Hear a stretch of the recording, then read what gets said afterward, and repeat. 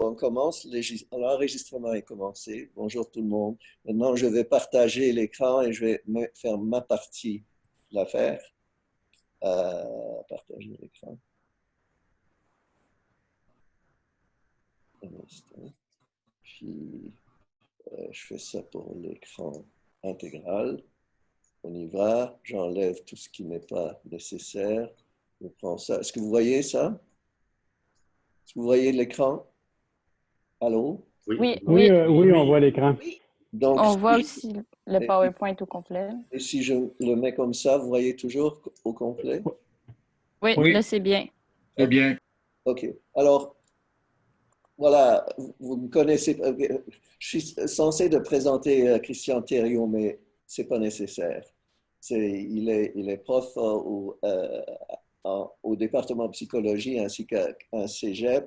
Il travaille sur la cognition et sur les réseaux neuronaux et de façon générale sur les modèles mathématiques. Et voilà le contexte, l'arrière-plan de ce qu'il va présenter. Il s'agit d'une hypothèse qui s'appelle l'hypothèse Worf-Sapir. Il s'agit des expériences sur les humains qui ont déjà été faites. Je vais les décrire parce que Christian va présenter le modèle. Et puis, il y a une question, et c'est ça, cette question-là sur laquelle vous devez réfléchir lors de ce que moi je présente et ensuite ce que présente Christian. Apprendre les catégories, oui, je comprends ça. Mais pourquoi tripoter avec la perception?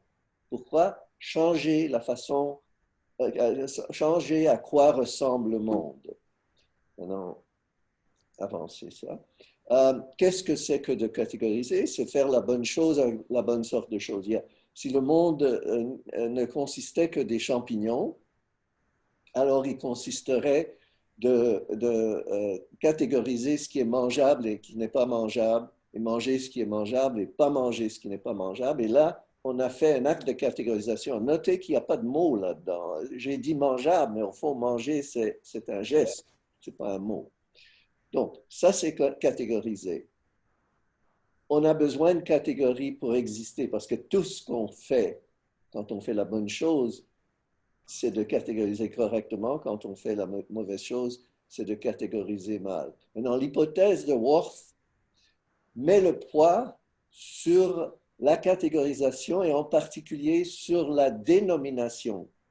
Pour ces deux linguistes, la raison pour laquelle l'arc-en-ciel a ces bandes de couleurs rouge, orange, vert, etc., c'est parce que on les dénomme. L'acte qu'on fait, c'est de traiter les rouges de rouge, les oranges de orange, etc., etc. Et c'est pour ça qu'on voit ces qualités-là. Si on ne dénomme pas les couleurs, on ne les voit pas. Si, par exemple, on est dans une société linguistique, une culture linguistique, où on ne fait pas la distinction entre bleu et vert, alors on ne voit pas bleu et vert, ça ne saute pas aux yeux. Voici le continuum virtuel de bleu et de vert. Vous savez que ce sont des longueurs d'onde ou des fréquences.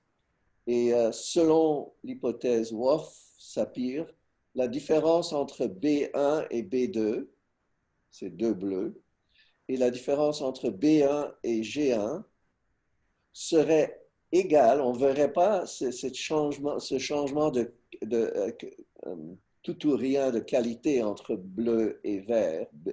G, ça veut dire vert en anglais. Green. On ne verra pas ça. On verra de la variation continue et non pas l'arc-en-ciel. Tandis que ce qu'on voit, c'est l'arc-en-ciel. Maintenant, je vous présente la signature, ça va revenir souvent dans la présentation de Christian, mais la signature de ce qui s'appelle la perception catégorielle, c'est-à-dire la séparation des catégories, donc la séparation intercatégorie, rouge, vert, blanc, etc., rouge, vert, jaune, et la compression intracatégorielle, c'est-à-dire que toutes les jaunes se ressemblent plus qui ressemble aux oranges ou aux rouges. Il y a un changement qualitatif entre les bandes et c'est ça ce qui fait la perception catégorielle. Maintenant, Worf et Sapir n'avaient pas raison. Il n'est pas le cas que la raison pour laquelle on voit l'arc-en-ciel comme des bandes de qualité catégorielle comme ça, c'est parce que notre système nerveux est déjà préparé par l'évolution darwinienne à voir les catégories. On a des capteurs de rouge et de vert. Je simplifie, mais c'est un peu ça. Donc, l'hypothèse forte de Worf-Sapir est erronée. C'est faux. Ce n'est pas parce qu'on les appelle rouges qu'on voit rouge. Ce que nous allons Christian va présenter des preuves neuronales qu'il y a quelque chose qui se passe dans les réseaux neuronaux qui pourrait expliquer le fait qu'il y a des catégories distinctes comme ça, où les membres se ressemblent plus et les non-membres ressemblent moins aux membres de la catégorie. Il utilise deux moyens, l'apprentissage non supervisé et l'apprentissage supervisé. On fait une chose semblable avec les sujets. On les montre des choses inconnues ou pas familières comme les textures ou les poissons. Et puis on utilise l'apprentissage supervisé, c'est-à-dire essai, erreur, correction, pour leur faire apprendre à trier. Ici, il s'agit de deux catégories. Dans le cas des textures, c'est des lacamites et des calamites. Dans le cas des poissons, en anglais, on appelle les alefish et les limfish. Comment est-ce qu'on les distingue? Qu'est-ce qu'on apprend pendant l'apprentissage, l'entraînement? C'est les attributs qui distinguent les membres et les non-membres, et pour les calamites et pour les lacamites. Ça, c'est démontré chez les sujets. Et chez les sujets humains, on a des sujets qui n'apprennent rien. On leur donne 400, 200 ou 400 essais d'entraînement avec essais, erreurs, corrections. Ils disent calamite, on dit non, c'est lacamite, etc.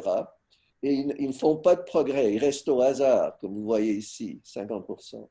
Il y en a qui font un peu de progrès, et ça c'est intéressant. Il y en a qui apprennent vraiment. À un moment donné, ils arrivent à 80% et ensuite ils ne tombent plus dessus.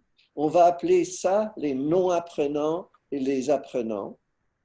Et ce qu'on trouve, c'est que la signature, comme je vous ai dit, le V, laissez-moi revenir à ça, la signature de la perception catégorielle, c'est que physiquement, les différences sont identiques à l'intérieur d'une catégorie et entre les catégories, mais pour une raison que Christian va nous expliquer, à l'arc-en-ciel, les bleus se ressemblent plus et les verts se ressemblent plus et les verts et les bleus sont plus différents, même si la différence physique est identique. Donc, il y a quelque chose, il y a une sorte de compression et séparation qui se fait. Comme j'ai dit, l'hypothèse de Worf-Sapir est erronée pour l'arc-en-ciel. Mais ce qu'on va chercher à montrer, c'est qu'avec ces textures et ces poissons, et de façon générale avec les catégories difficiles à apprendre, on a un effet qui ressemble à l'arc-en-ciel et ça donne la signature de la perception catégorielle, c'est-à-dire ici, il s'agit de la distance entre disons les calamites et les lacamites et les calamites et les calamites et les lacamites et les lacamites avant d'avoir appris la catégorie. Et c'est quasiment, il n'y a pas de différence. Après avoir appris chez les apprenants et pas chez les non-apprenants. Donc ici, oui, ici, non. Ce qui arrive, c'est le profil, la signature de la perception catégorielle, une séparation, un effet faible, worfien, où est-ce que les membres de différentes catégories deviennent plus dissimilaires et les membres de la même catégorie deviennent plus similaires après avoir appris, mais pas chez les non-apprenants. Il n'y a pas d'effet pour les non-apprenants. Ce n'est pas seulement un effet qui est perceptif et verbal. On regarde la physiologie, on voit qu'il y a un changement qui se fait. Voici les non-apprenants et les apprenants. Il y a un changement qui se fait dans l'activité cérébrale pour ceux qui ont appris, qui n'est pas présent chez ceux qui n'ont pas appris. Mais plus important que ça, il y a un changement dans la partie précoce de cette activité physiologique chez ceux qui ont appris la catégorie. Et c'est plus prononcé, plus marqué, plus qu'il y a de la perception catégorielle, c'est-à-dire plus qu'il y a cet effet de séparation, plus fort est ce changement. On ne va pas demeurer sur les détails physiologiques. Maintenant, voici, ça c'est le contexte. Chez les humains, on observe qu'il y a un effet de perception catégorielle apprise. Ce n'est pas comme l'arc-en-ciel qui est inné, c'est quelque chose qui est appris grâce à avoir appris la catégorie. Comment est-ce que ces catégories-là sont encodées dans notre cerveau? On voit qu'il y a un changement cérébral, mais qu'est-ce qu'il y a derrière ce changement cérébral? Et encore plus important, pourquoi est-ce que ça changerait notre perception? C'est une chose d'encoder la catégorie pour pouvoir la reconnaître. Mais pourquoi est-ce que ça tripoterait avec les similarités? Pour ça, je vais quitter ça d'abord. Et puis, je vais arrêter de partager mon écran. Et je vais passer le volant à Christian Thériault. Est-ce que j'ai parlé trop longtemps? Non, non, c'est moins long. Là, est-ce que vous m'entendez? J'avais éteint mon micro. Oui. Oui? Pardon. Oui, OK, le son est bon. Donc, je vais vous partager mon écran, si vous permettez. Donc,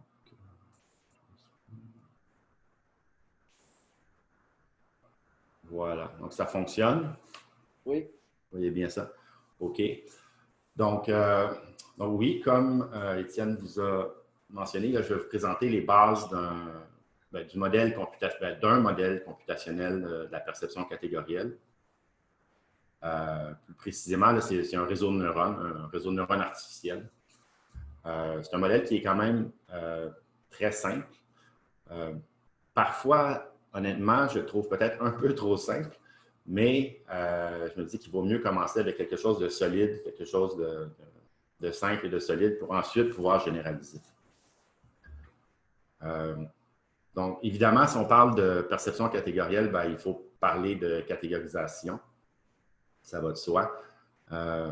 Comme j'illustre un peu sur les deux premières figures, là, la plupart des algorithmes de catégorisation, incluant les réseaux de neurones, fonctionnent avec la recherche d'une surface de décision sur laquelle on peut projeter, comme c'est illustré en bas sur la figure, on peut projeter les données et puis éventuellement prendre une décision sur l'appartenance aux catégories.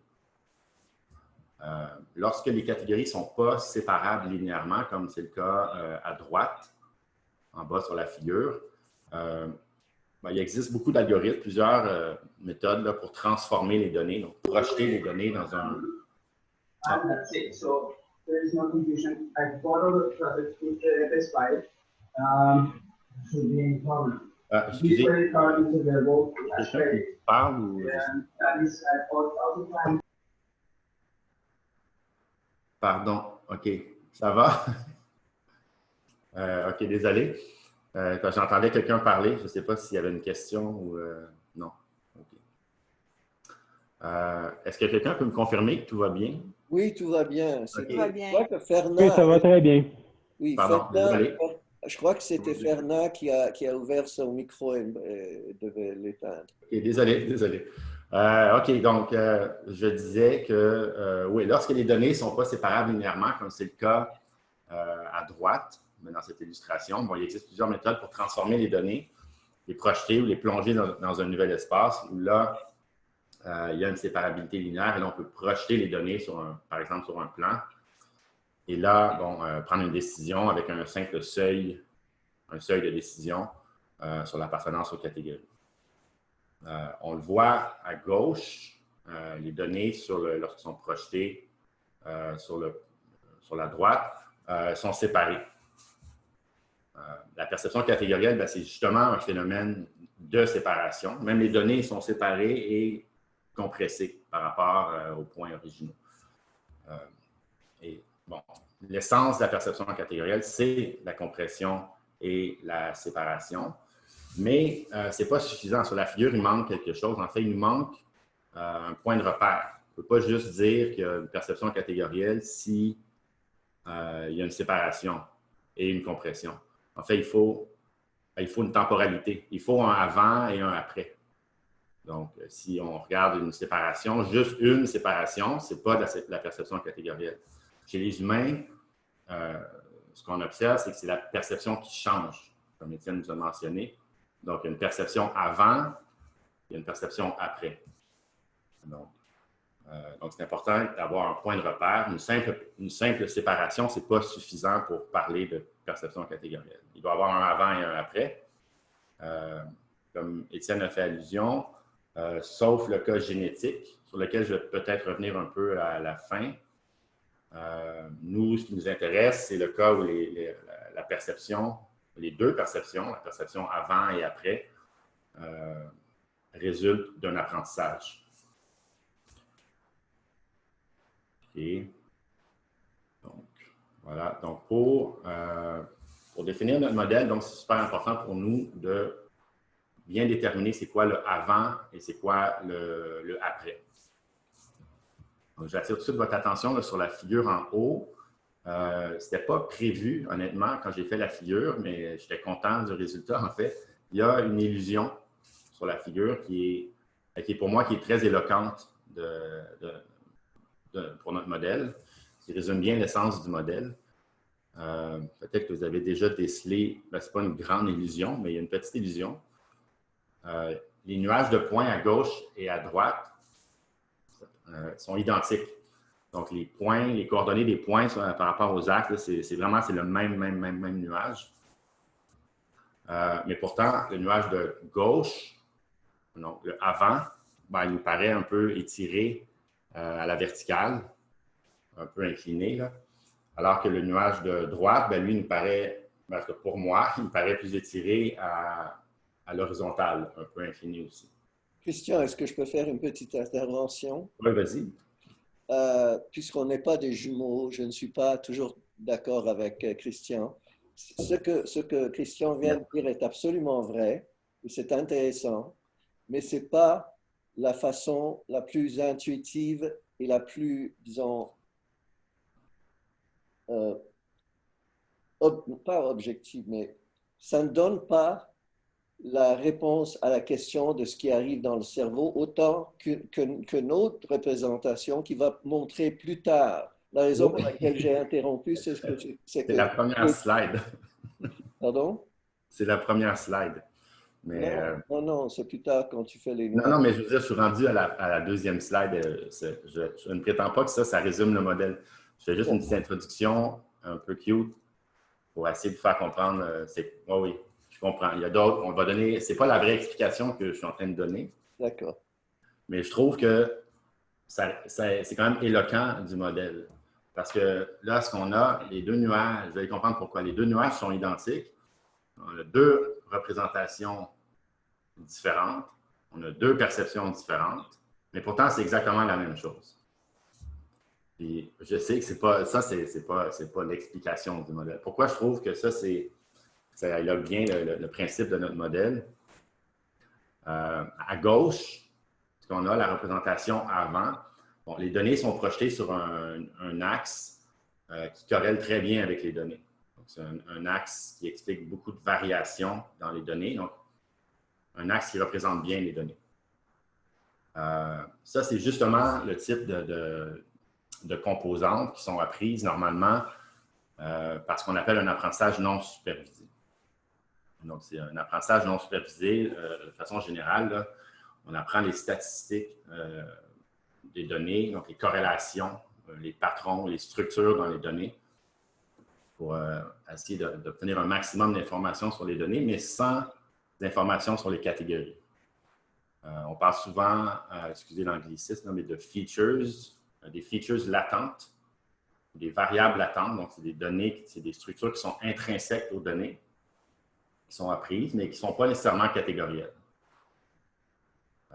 Et donc, ça, c'est le type d'apprentissage que nous, comme je mentionné au début de cette slide, donc il faut choisir c'est quoi le avant, d'où vient la perception avant. Nous, dans ce modèle, on a identifié l'apprentissage non supervisé comme représentant de l'apprentissage qui a lieu avant la catégorisation. Donc, c'est un apprentissage général qui n'a pas d'informations sur les catégories en jeu. C'est sûr, il faut faire attention, c'est sûr que ça peut inclure des catégories qui ont déjà été apprises, mais dans cet apprentissage général-là, il n'y a pas d'informations sur les catégories qui sont en jeu pour la perception catégorielle. Voilà pour le avant. À droite, pour le après, ben là, le choix est assez clair par définition de perception catégorielle. Puisqu'on parle de perception catégorielle, ben, ça nous prend une représentation qui permet de catégoriser, donc qui sépare bien les catégories. Donc, je reviens à gauche. Les données sont quand même bien représentées par la composante, mais sont très mal séparées, évidemment. Tout est mélangé sur le bleu, le rouge et le noir est mélangé sur la composante. Alors qu'à droite, je dirais que les données sur la composante sont vraiment mal, ne sont pas très bien représentées. Ne représentent pas très bien le nuage de points, mais par contre, sont vraiment bien séparés. Alors là, qu'est-ce qui se passe si on compare ces deux figures? Ben, on obtient, comme Étienne nous a illustré un peu plus tôt, ce qui est pour nous dans le laboratoire la signature typique, prototype de la perception catégorielle. En bleu, on va la voir souvent dans les prochaines slides. En bleu, on a les distances inter-catégories. Et puis en vert, on a les distances intra-catégories. Donc, si on regarde à gauche... Un instant, il y a une question. Vas-y, Mayo. Oui, je suis vraiment désolée de vous couper, mais j'ai du mal à comprendre ce que vous voulez dire par sont très bien séparés ou mal séparés. La ligne, je ne suis pas trop sûre de comprendre ce que représente la ligne. OK. Ce qu'on veut dire, c'est, par exemple, si on prend le avant, là, on a les nuages de points qui sont les données originales. C'est sûr que c'est très abstrait, là. Donc, on a des points qui sont des éléments de catégorie, mais qui varient seulement sur 2 dimensions. Donc, on est dans un espace hyper simplifié à 2 dimensions. Là, on a des points qui sont là, un nuage de points. Et on veut, par apprentissage, apprendre des structures, des corrélations dans ces points, donc des structures qui essaient de bien représenter les points. Et un exemple de structure, c'est cette droite-là qui est un peu à la verticale. Lorsqu'on projette les points, donc c'est ça, les petits pointillés qui vont... C'est un peu ça qu'on va faire avec les réseaux. Là. Donc, on va projeter les données initiales, donc les données de départ, sur les unités du réseau, donc sur les neurones, si on veut. Et là, on va mesurer les distances des données originales, mais lorsque projetées dans l'espace réseau, donc sur les unités du réseau. Christian, je me mets dans la peau de Mao. Je ne comprendrai pas à partir de ça non plus. Je te conseille de passer et continuer parce que quand tu auras l'autre présentation, tout le monde comprendra. Oui, mais je vais juste terminer quand même. On projette les points sur cette droite. Peut-être qu'elle a réussi à comprendre. Et la projection sur cette droite illustre en fait la représentation qu'on aurait avec cette... disons qu'on tu vas apprendre cette composante tu observes le nuage de points et là, tu détermines qu'il y a une composante forte orientée un peu vers le haut, à la diagonale. Et donc, lorsque tu projettes les points sur cette composante forte-là, qui corrèle bien avec les données, bien, tu conserves beaucoup d'informations dans les données. Donc, il y a la variance expliquée par cette droite est quand même forte. Elle donne beaucoup d'informations sur la structure du nuage. Mais cette composante-là, tu l'as apprise. Donc, c'est un feature qui a été appris par ta perception, si on veut. Alors que l'autre droite, c'est aussi un feature que tu as appris.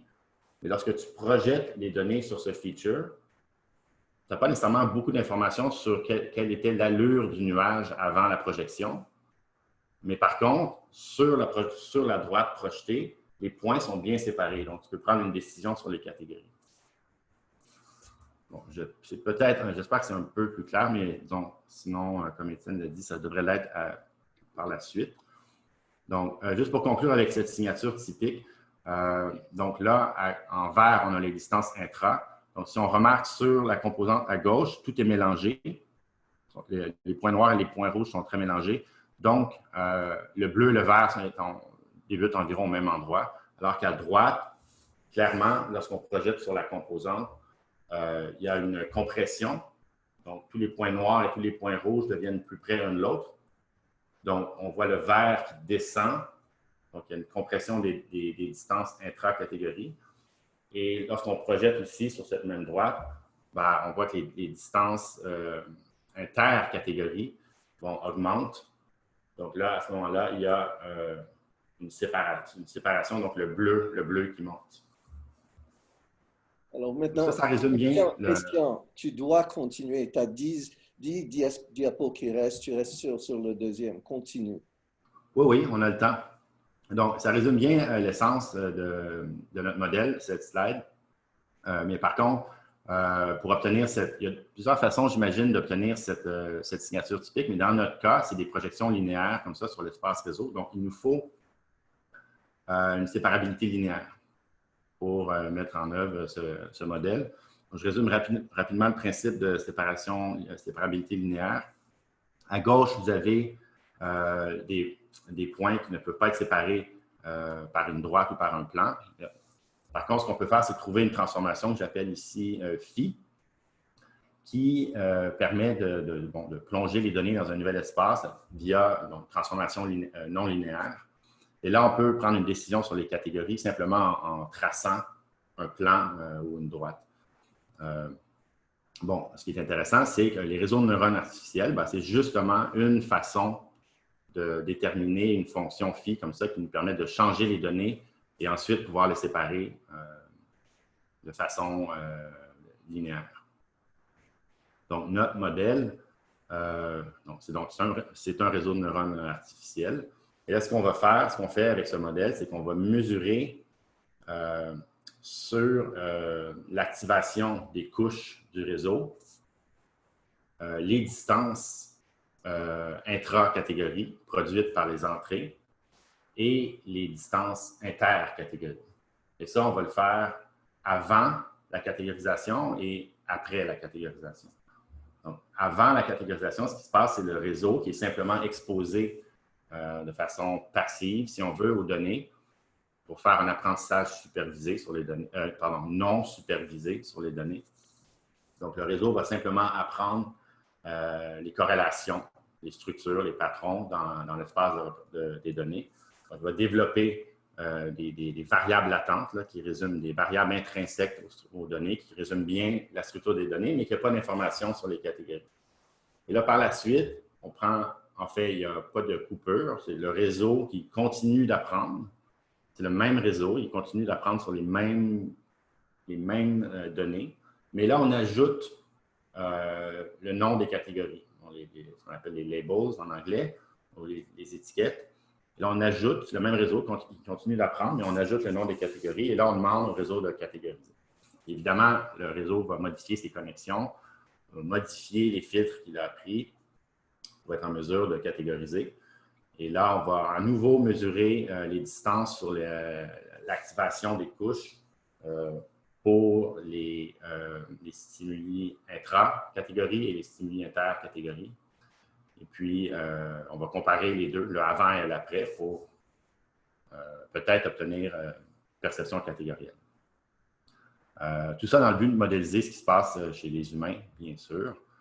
Donc, avant de se lancer dans une modélisation de ce qui peut se passer chez les humains, on a voulu établir un formalisme assez simple pour au moins se donner une idée de qu'est-ce qui pourrait se passer chez les humains. Donc, on a simplement défini un espace vectoriel sur lequel on a établi des catégories à l'aide de règles logiques appliquées aux dimensions.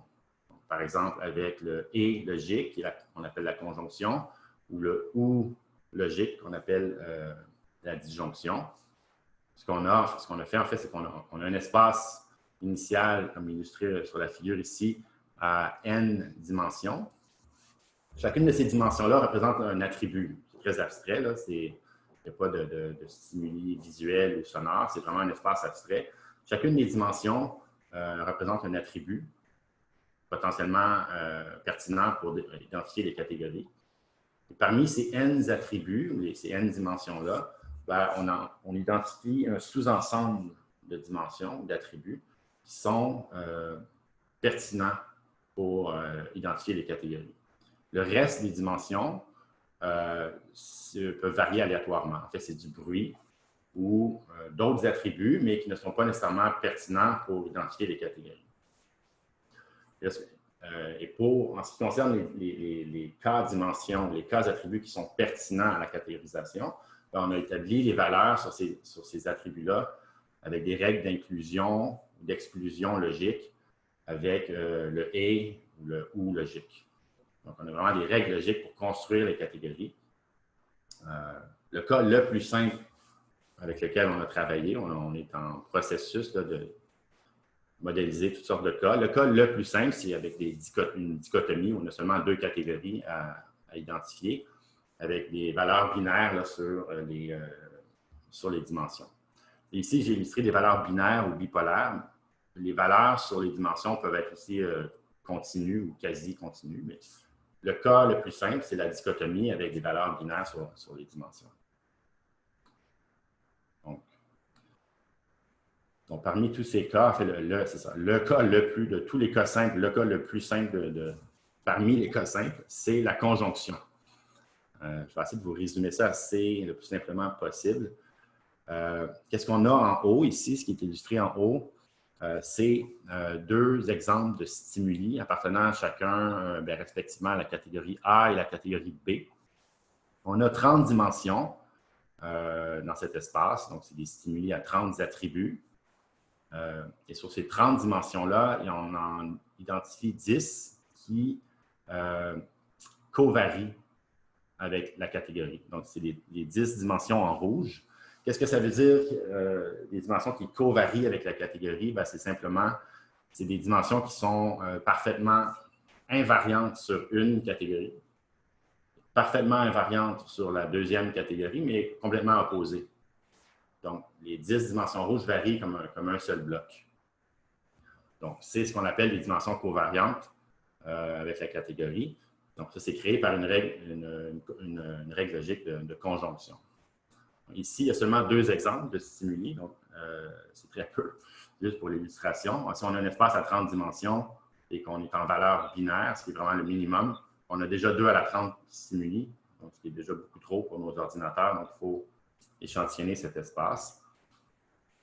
Et là, qu'est-ce qu'illustre cette figure? Que sont ces graphes à barres? Sur les graphes, la hauteur des barres indique l'importance, en fait, le poids qu'accorde le réseau aux dimensions, aux attributs dans l'espace de départ. Là, j'ai illustré deux cas extrêmes à gauche et un cas à droite. On ne prétend pas que c'est ce qui va vraiment se passer nécessairement chez les humains, mais c'est deux cas assez polarisés qui nous permettent de se donner des points de repère pour se dire, OK, peut-être que les humains se trouvent quelque part entre les deux. À gauche, qu'est-ce qu'on a en premier lieu? On a, dans les deux cas, en fait, on a un apprentissage avant qui est non supervisé, suivi d'un apprentissage supervisé qui est là après. À gauche, on a un apprentissage non supervisé qui a été fait sur les données de départ avec un auto-encodeur classique, tout ce qui est plus standard. Ce type d'auto-encodeur-là, c'est un réseau qui apprend le même type de sous-espace que l'analyse en composantes principales. Donc, ce qu'on appelle en anglais une PCA. Et là, ce qu'on remarque, c'est que les 10 dimensions covariantes, donc qui sont pertinentes à la catégorisation, reçoivent moins de poids que les autres dimensions. On peut se demander pourquoi. Bon, puisque ces dimensions-là covarient ensemble, ben, elles sont perçues par l'auto-encodeur, par l'apprentissage supervisé, comme un seul bloc. C'est un seul bloc hein, qui covarie avec la catégorie. Donc, ces dimensions-là sont intégrées ensemble dans une seule variable latente. Donc, les 10 dimensions deviennent une seule dimension dans le réseau. Donc, c'est un seul feature du point de vue du réseau. Et ce type d'auto-encodeur-là accorde exactement la même importance à toutes les variables latentes qu'il apprend. Donc, si une variable latente, si une feature apprise est composée de 10 dimensions et que toutes les features ont la même importance, l'importance de la feature va être diluée ou distribuée sur les 10 dimensions de départ. C'est pour ça que ces dimensions-là reçoivent moins d'importance. Mais là, si on poursuit l'apprentissage, donc on ajoute le nom des catégories, on demande au réseau de catégoriser, bien là, ce qui se passe, c'est que l'apprentissage supervisé renverse complètement la situation. On le voit ici dans le « après ». Là, le réseau va mettre tout l'emphase sur les 10 dimensions covariantes, va mettre tous ses poids sur ces dimensions-là, va réduire l'importance qu'il accorde aux dimensions en noir, donc les dimensions non pertinentes à la catégorisation. Donc là, ce qu'on a en fait, c'est une sélection des dimensions, ou une réduction des dimensions, où là, on passe de 30 dimensions et là, tout à coup, le catégoriseur focalise complètement sur 10 dimensions. Donc, une espèce de réduction des dimensions. Et si on compare, en fait, si on mesure l'activation sur les couches du réseau, et qu'on compare le après avec le avant, on obtient avec cette signature, une signature typique, encore une fois, de la perception catégorielle. Clairement, c'est normal qu'il y ait une séparation et une forte compression. Si on sélectionne les 10 dimensions covariantes, mais ces dimensions-là sont parfaitement identiques sur une catégorie. Donc, il y a évidemment une forte compression intra-catégorie et sont complètement opposées entre les catégories. Donc, puisqu'on focalise sur ces dimensions, il y a donc une forte séparation. Donc, ça, c'est pour un cas. Le deuxième cas qui est à droite, qui est un autre cas un peu plus tout aussi extrême, si on veut. Peut-être que les humains s'apparentent un peu plus, ben moi, c'est mon intuition, on devrait trouver peut-être plus ce comportement, cette situation un peu plus chez les humains, dans un cas comme la conjonction.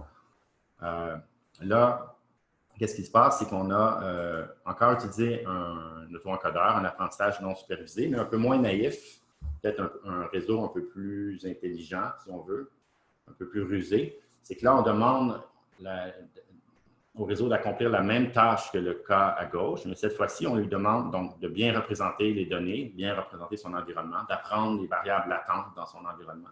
Mais on lui demande de le faire avec moins de ressources.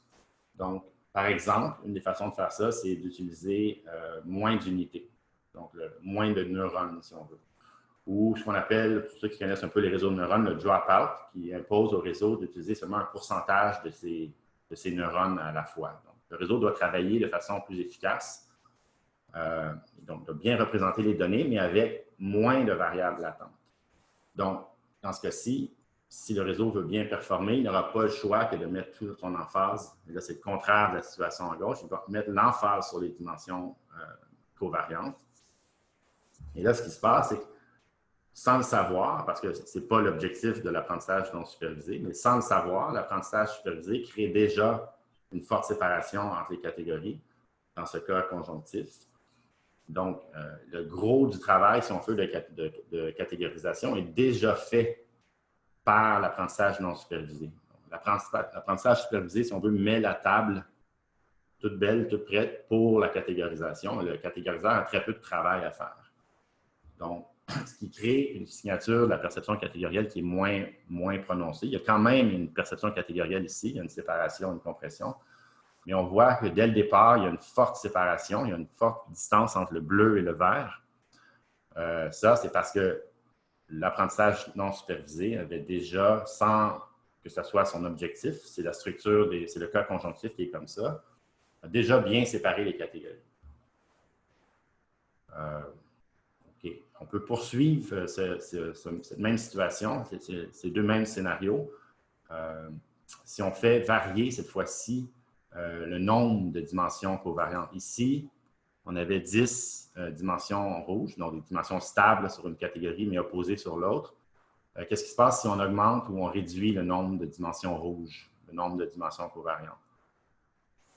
Donc ici, j'illustre encore les deux mêmes scénarios. À gauche, ça correspond au code, pardon, en haut correspond au code gauche. Donc le taux encodeur qui était un peu plus naïf, donc il accorde la même importance à tout le monde, à toutes les variables latentes. Et à droite, ça correspond au cas en bas, où on a le taux encodeur qui est un peu plus rusé, qui lui sélectionne les variables latentes les plus importantes. On peut déjà imaginer ce qui pourrait se passer chez les humains. Imaginez que vous avez 30 dimensions et qu'il y en a 29 qui covarient. Vous avez deux catégories et que 29 dimensions qui covarient avec les catégories.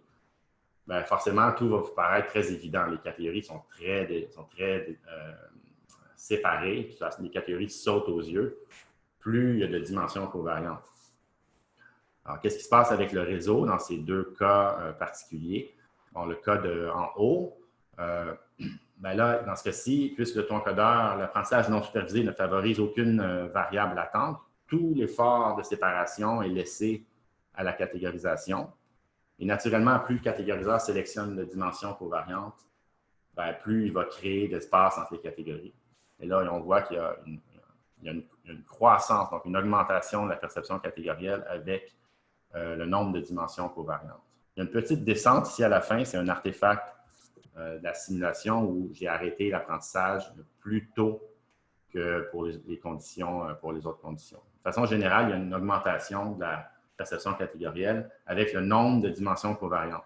Dans ce cas, qui, selon moi, je m'attends plus à ce que les humains fassent, dans le cas conjonctif, fassent quelque chose qui ressemble à ce qui est en bas. Là, on a l'autre, la situation complètement inverse, où là, l'apprentissage supervisé sépare déjà non supervisé, sépare déjà les catégories. Et il le fait davantage, de plus en plus, lorsque le nombre de dimensions covariantes augmente, parce que plus il y a de dimensions covariantes, plus il y a de variance à expliquer avec ces dimensions-là. Et c'est ce que l'apprentissage non supervisé recherche. Il cherche à expliquer le maximum de variance dans les données. Il veut représenter le mieux possible les données. Donc, ça augmente avec le nombre de dimensions covariantes. Donc là, il y a une réduction de la perception catégorielle. En ce cas-ci, c'est très extrême, même que ça sature assez tôt dans l'augmentation du nombre de dimensions covariantes. De façon générale, où on le voit peut-être encore mieux que les figures du bas, on voit que plus on se déplace vers la droite, donc plus on augmente le nombre de dimensions covariantes, l'espace entre les catégories, dès le départ, est très prononcé, ce qui laisse très peu de place à la séparation et à la compression pour le catégoriseur. Et donc, il y a moins de perception catégorielle. Encore avec ce même formalisme de stimuli abstraits, avant de passer aux humains, on a aussi commencé à considérer des cas plus complexes que la règle conjonctive, qui est très simple. Donc, par exemple, avec une règle disjonctive sur les dimensions. Donc, si je reviens rapidement ici, la règle conjonctive, bon, les 10 dimensions covariantes sont invariantes, sont parfaitement stables sur une catégorie. Avec une disjonction, avec un ou logique, bien là, on peut compliquer beaucoup les choses et les dimensions ne seront pas invariantes, ce qui crée des espaces de représentation qui sont, avec la disjonction, avec le ou logique, des espaces de représentation qui sont beaucoup plus tordus, si on veut, tout est beaucoup plus complexe. Et on a des cas qui sont non linéairement séparables. Contrairement au cas conjonctif, où là, c'est déjà bien, les données sont déjà bien séparées. Là, ce que j'illustre ici, à gauche, c'est des frames, en fait, qui viennent d'une petite vidéo que je n'ai pas incluse dans cette présentation, une petite vidéo de l'activation des unités sur les couches du réseau. Et là, ça défile dans le temps du haut vers le bas. Donc, on a seulement 4 frames. Il faut imaginer que c'est une vidéo qui va de haut en bas.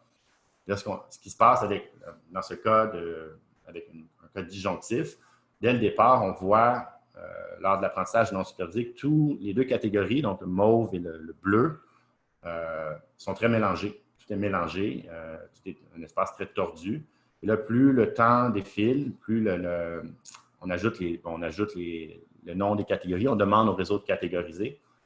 Et là, bon, il va changer ses filtres. Et là, on voit la séparation progressive et même la compression jusqu'à la fin de l'apprentissage supervisé. On voit qu'à la fin, les catégories sont très compressées et comprimées et très séparées. Et là, ça donne lieu à une signature de perception catégorielle qui est quand même très intéressante, un peu surprenante la première fois qu'on la voit. Là, c'est tellement mélangé à gauche, en haut, dès le départ, après l'apprentissage non supervisé, que les distances inter sont plus petites que les distances intra. C'est un peu contre-intuitif, mais il faut comprendre que dès le départ, le réseau n'a pas les étiquettes. On peut créer des catégories comme on le veut. Donc, tout peut être complètement mélangé. Il n'y a rien qui impose aux distances inter d'être plus grandes que les distances intra. Dans le code disjonctif, c'est assez facile de créer cette situation où c'est vraiment un gros spaghetti au début. Et là, le réseau doit démêler tout ça. Éventuellement, il le fait. Et là, le bleu passe par-dessus. Une fois que le réseau commence à démêler tout ça, mais le bleu passe par-dessus le vert. Et là, il y a une séparation et une compression. Donc, tout ça, ce formalisme avec des stimuli abstraits, c'est intéressant, mais le but, c'est quand même de modéliser ce qui se passe chez les humains. Donc, Étienne nous a présenté rapidement ces figures plus tôt.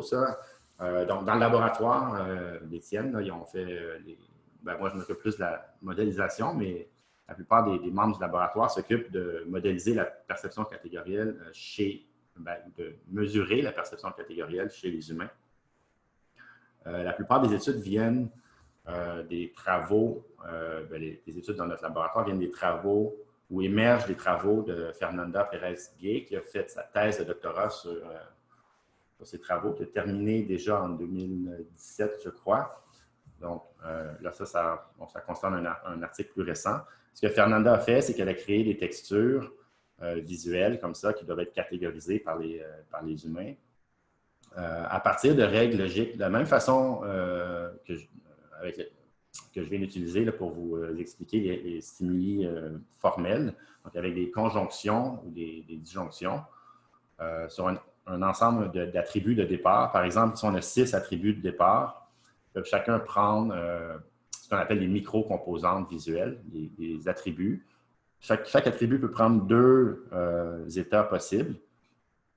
Et là, parmi ces 6 attributs-là, peut-être avec une règle, disons, de conjonction, on va identifier, on va déterminer 3 de ces attributs qui covarient parfaitement avec la catégorie. Donc, ça serait un exemple de règle de conjonction.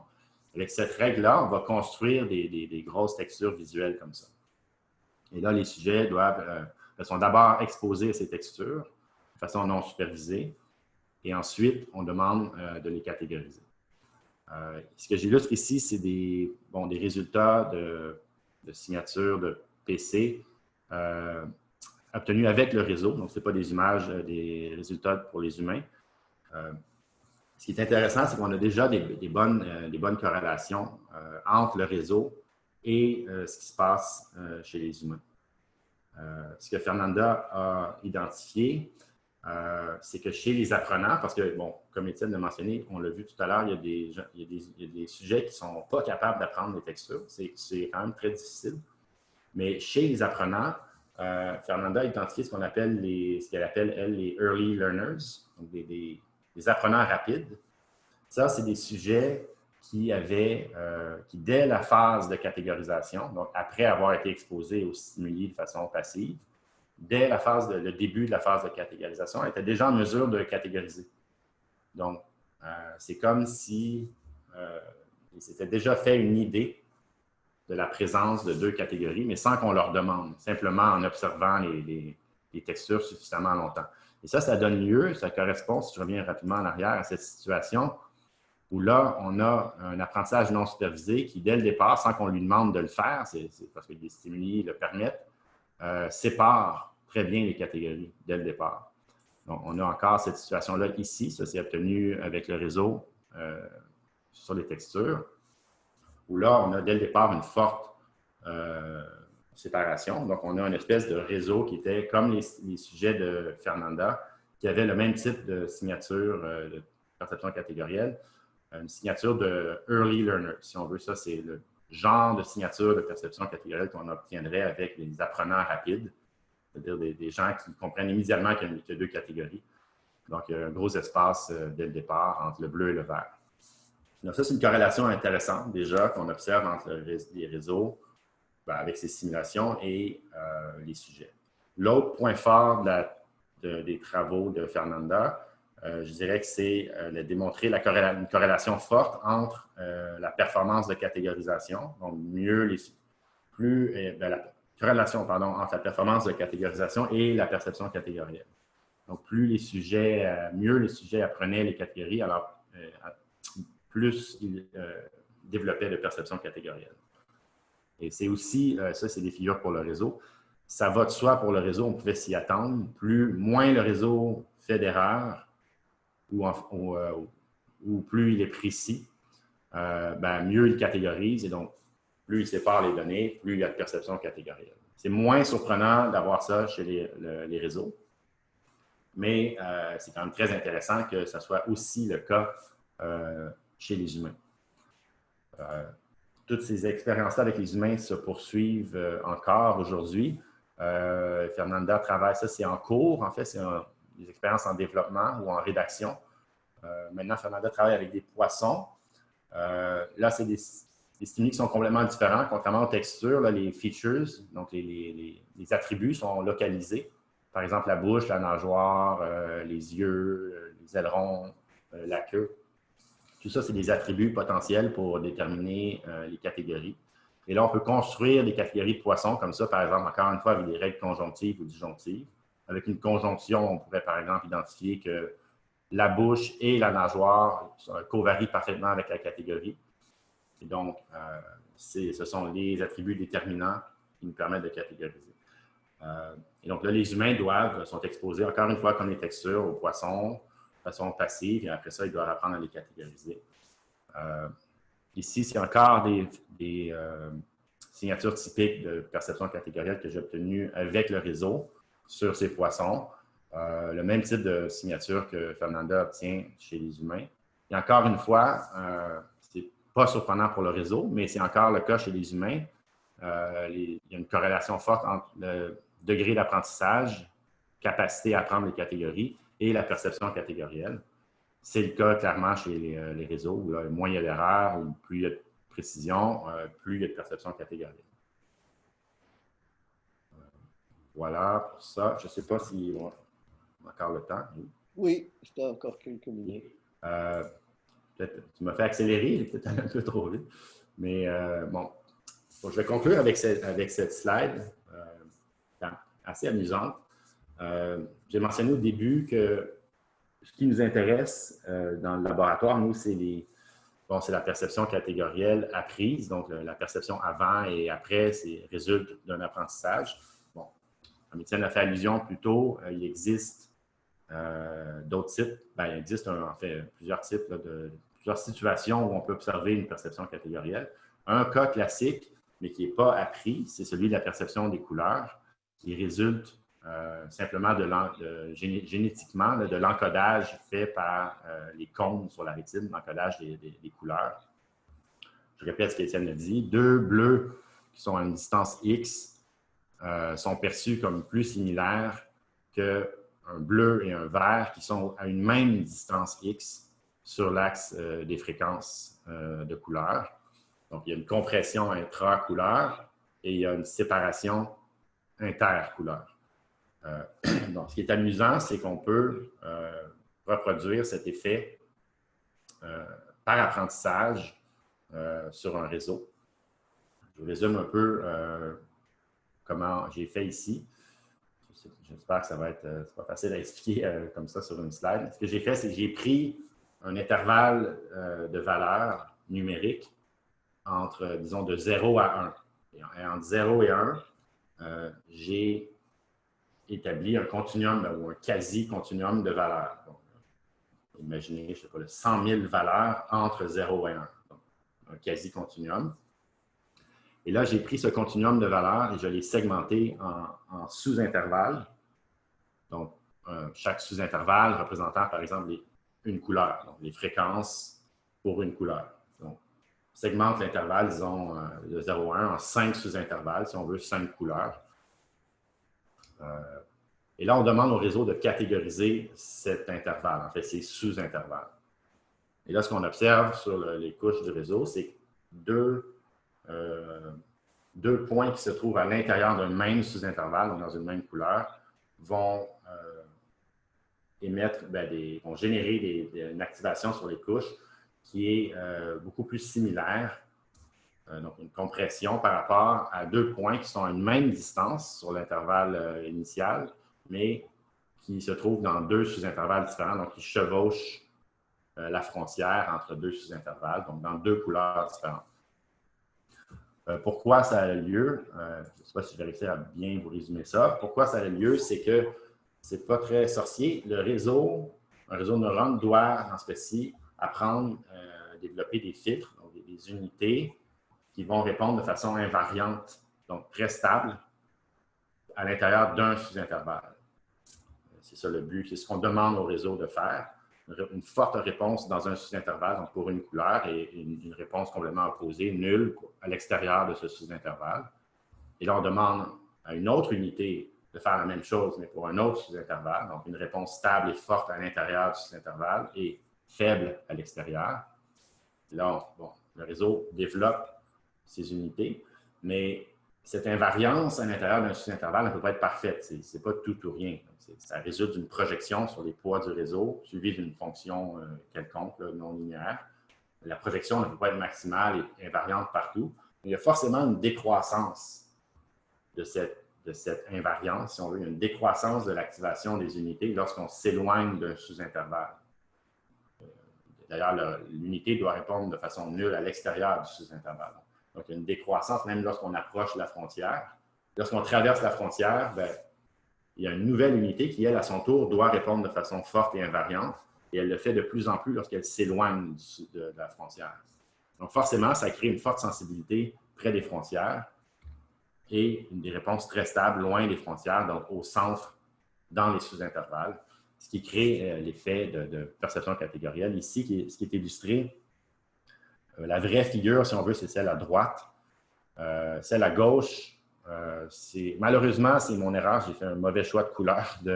Le jaune n'a rien à voir avec le vert ici, là, ou le jaune-vert, et le bleu n'a rien à voir avec le bleu ici. Le jaune veut dire compression. C'est un mauvais choix de couleur. Et le bleu veut dire séparation. Et ça, c'est juste une représentation 2D plus cute que ce qui est illustré ici. Et là, on voit sur les dernières couches du réseau des pics de sensibilité qui se développent à la frontière des sous-intervalles. Donc là où il y a beaucoup plus de séparation qui est fait, et des creux de sensibilité, donc des compressions à l'intérieur des sous-intervalles. Ici, il y a un creux beaucoup plus fort parce qu'il n'y a pas de couleur voisine qui compétitionne pour la sensibilité. Donc là, il y a un grand creux. Mais bon, les creux représentent les sous-intervalles et les pics de sensibilité, les frontières. Donc, c'est une façon amusante de reproduire la PC qui n'est pas apprise, qui est génétiquement codée. Mais bon, on peut essayer de jouer à Dieu un peu puis de reproduire ce phénomène. Je ne dis pas que c'est l'explication de ce qui se passe avec les comptes qui sont codés justement génétiquement. C'est intéressant de voir qu'on peut faire ça. Donc voilà, la suite de tout ça pour nous, il y a tellement de choses à faire avec les réseaux, en tout cas. Certainement apprendre, utiliser des réseaux qui ont beaucoup plus de vécu, donc des réseaux qui ont appris sur des énormes banques d'images. J'ai déjà commencé à le faire, ça, avec des réseaux qui ont appris, par exemple, sur des milliers de catégories, chacune contenant des millions d'images. Il y a des énormes banques d'images disponibles maintenant, ou de stimuli, mais les plus populaires, c'est les images. Donc, on veut idéalement entraîner des réseaux avec beaucoup plus de catégories, faire plus de statistiques, donc plus de tests sur le nombre, par exemple, l'effet du nombre de catégories. On travaille beaucoup avec les dichotomies dans le laboratoire. Qu'est-ce qui se passe quand il y a 2, 3, 4, 5, 6, 7 catégories? On a un étudiant qui est assez curieux de savoir ce qui se passe sur la façon dont la perception catégorielle, le principe de perception catégorielle évolue à l'intérieur du réseau à partir de la première couche jusqu'aux les dernières couches où la catégorisation a lieu. Ça aussi, on a commencé ça un peu. Voilà, tout ça, évidemment, dans le but d'augmenter le nombre de prédictions qu'on est capable de faire pour les humains, ou d'aider à comprendre comment ça pourrait avoir lieu chez les humains. Ok, Alors, voilà. Veux-tu départager ton écran, Christian, pour qu'on puisse poser des questions? Ouais, voilà. Entre-temps, je vais profiter, je vais encore partager pour te montrer quelque chose qui te plaira. Un instant. Voilà. Tu reconnais ça? Oui, mais là, c'est le spectre de fréquence. Oui, c'est les récepteurs de couleurs Ouais. qui sondent un petit peu à tes ondes. Oui, ce qui n'est pas mentionné, c'est que dans le petit test que j'ai fait à la fin, j'ai essayé de le cacher, mais j'ai pris 5 couleurs. Mais, donc, il y a l'effet de perception catégorielle avec les couleurs. En fait, ça joue sur quoi? C'est 3 couleurs. En fait, c'est le rouge, le bleu, le vert. Il n'y a comme pas de... Je ne suis pas un expert de couleurs, c'est ça le problème, mais moi, ce que j'ai fait à la fin, j'aurais pu le faire sur 15 couleurs. Il n'y avait pas de limite au nombre de couleurs. D'accord, maintenant, des questions. Moi, j'en aurais une. Est-ce que vous m'entendez? Oui. Peux-tu mettre ta caméra? Ça sera Je vais plus. essayer, mais ça ne fonctionne pas toujours. Alors, je sais pas, non, ça ne fonctionne pas. Ok, vas-y. Et à toutes les fois, il faut que je redémarre Zoom. En tout cas, c'est soit le micro, soit la caméra. Je ne peux pas avoir les deux sur Zoom, on dirait, de ce côté-là. Ma question, c'était, est-ce que vous avez remarqué, par exemple, la première, on est bon à trouver des explications pourquoi les gens sont bons ou pas bons à quelque chose. Fait que j'imagine quelqu'un qui travaille beaucoup avec des images, qui travaille beaucoup avec des textures, un artiste, par exemple, aurait tendance à remarquer à apprendre plus rapidement des catégories qui ont rapport avec ces perceptions-là. Ouais. Même chose pour le dessin ou peu importe. Donc, est-ce que ces informations-là sont collectées lorsque vous faites les expériences avec des humains? C'est un sujet dans le laboratoire. On a parlé souvent de ça dans le laboratoire parce qu'on développe aussi des expériences avec d'autres types de stimuli comme des sons. Puis oui, on s'inquiète. On a parlé de trucs comme est-ce que certains musiciens seraient favorisés ou désavantagés? Oui, c'est clair. Justement, c'est la perception catégorielle, pour moi, c'est une autre façon de parler d'expertise, en fait. Lorsqu'on devient expert dans quelque chose, bien là, c'est ça. C'est là qu'on développe une espèce de perception catégorielle qu'on n'avait pas avant. Évidemment, oui, c'est ça. Si les sujets arrivent dans le laboratoire et ont déjà une espèce d'expertise, ben là, c'est ça. Ça peut biaiser les résultats. Encore plus intéressant, c'est que ça touche sur l'acquisition de l'expertise. Fernanda, veux-tu dire ce qui t'a inspiré à faire ce que tu as fait à propos des histologues? Oui, en fait, je m'inspirais un peu ou quelque chose qui m'a poussé à suivre ça, c'est le fait que les histologues ou pathologues ont, comme ils apprennent à distinguer dans les cellules qu'ils regardent, par exemple, si c'est cancéreux ou si c'est pas cancéreux dans le cas des pathologues, ou si c'est différents types de tissus dans le cas des histologues. Et en fait, c'est absolument ça. Quand j'étais une étudiante en médecine, en histologie, et je voyais les tissus qui me semblaient un peu la même chose. Puis après, carrément ici, ça serait un apprentissage des catégories mélangées. Il y avait une instruction verbale, dans le sens que les professeurs te disaient un peu quoi chercher, mais il y avait aussi une composante perceptuelle de voir et revoir les textures, parce que pour eux, c'était vraiment une étiage automatique. Il fallait moins d'une seconde avec un simple présentation rapide des tissus, de l'image, ils pouvaient immédiatement savoir c'est pourquoi. Et un peu la même chose passe avec les radiologues qui regardent des radiographies d'un patient sans ou d'un patient malade. C'est intéressant. Est-ce qu'on pourrait penser à ça? Je retourne à nos deux présentateurs d'aujourd'hui. Est-ce qu'on pourrait penser à ça comme une version Sapir-Whorf, mais moins langage et plutôt perceptuel? Ou est-ce que dans quel côté théorique ça tire? De quel côté vous allez investiguer par la suite pour ce côté-là, sur le background knowledge qui pourrait être une représentation antérieure? Étienne? Ouais, si tu as envie.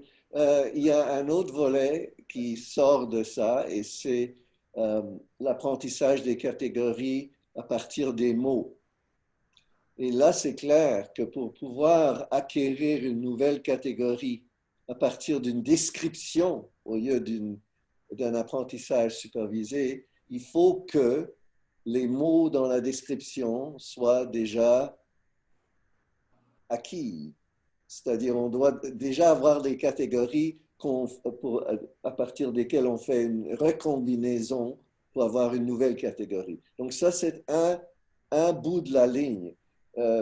Christian a dit que pour lui, c'est plus réaliste, c'est son intuition, que c'est plus réaliste de dire que les gens ont toutes sortes de passés en expérience. Il y en a qui sont plus experts que d'autres, etc. Et que lorsqu'ils entrent à la tâche, le modèle qui les fit le plus, c'est celui où il y a déjà une séparation et tout ce que ça fait, c'est de peaufiner la séparation.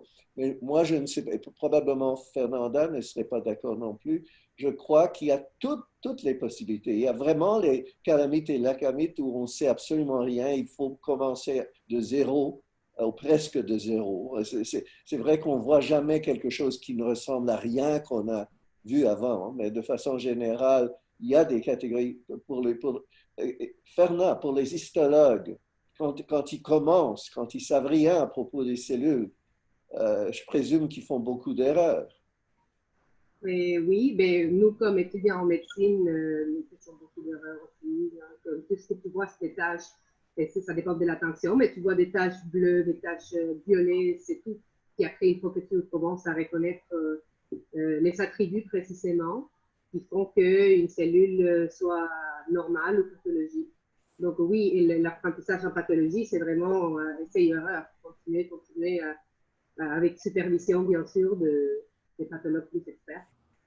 Oui, merci. Donc, de façon générale, Christian, est-ce que tu es d'accord qu'on peut regarder ça du point de vue de la puissance de la phase non supervisée et la puissance de la phase supervisée, et si jamais on passe à ça, la puissance de la phase verbale?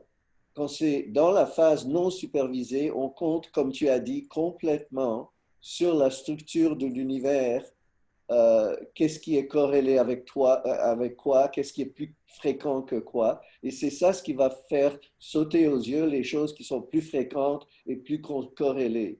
Ouais. Mais le bon Dieu n'est pas toujours d'accord avec la distribution des choses dans l'univers. Parfois, le triage, pour trouver le champignon mangeable, il faut ignorer ces choses qui sautent aux yeux et trouver des subtilités qui sont importantes, c'est elles les dimensions qui sont pertinentes, qui vont à l'encontre du paysage. Donc, il y a ça aussi.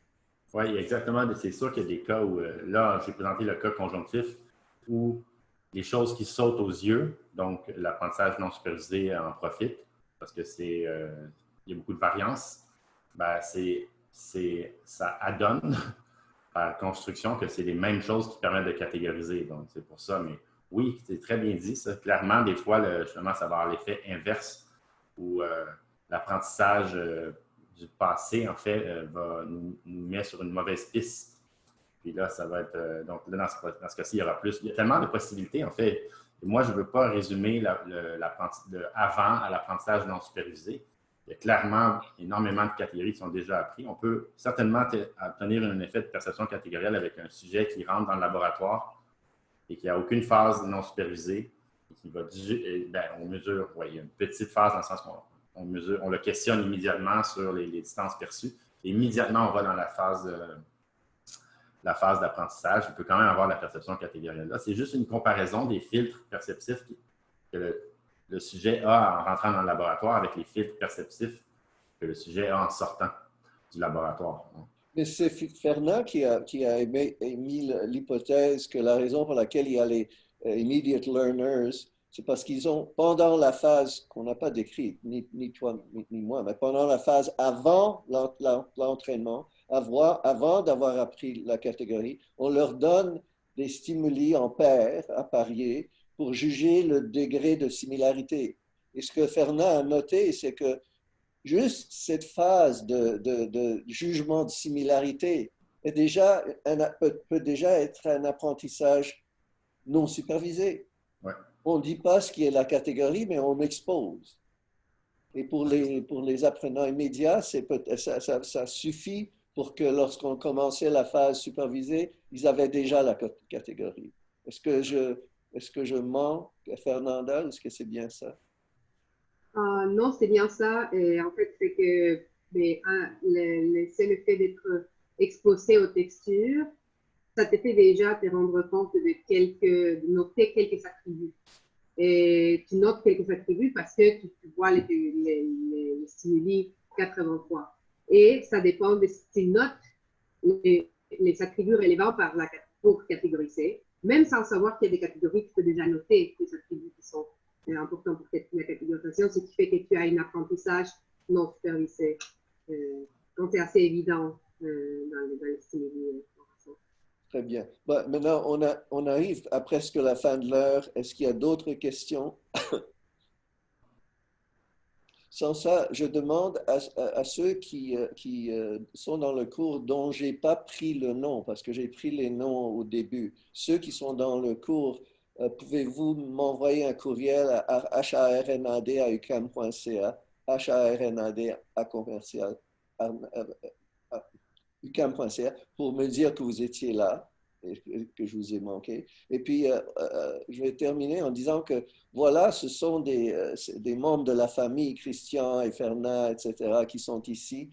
C'est dans les conférences qui vont venir, il y aura des gens d'un peu partout dans le monde, mais qui traitent des problèmes semblables. Vous allez voir qu'il y a des thèmes qui émergent dans cette série de conférences. Guy, tu voulais poser une question?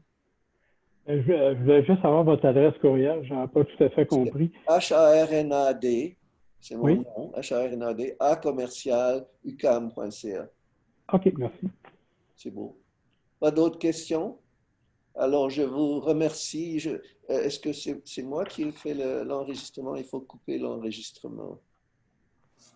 Comment je le coupe? Ça coupe automatiquement quand tu Ah oui, je vais ici et je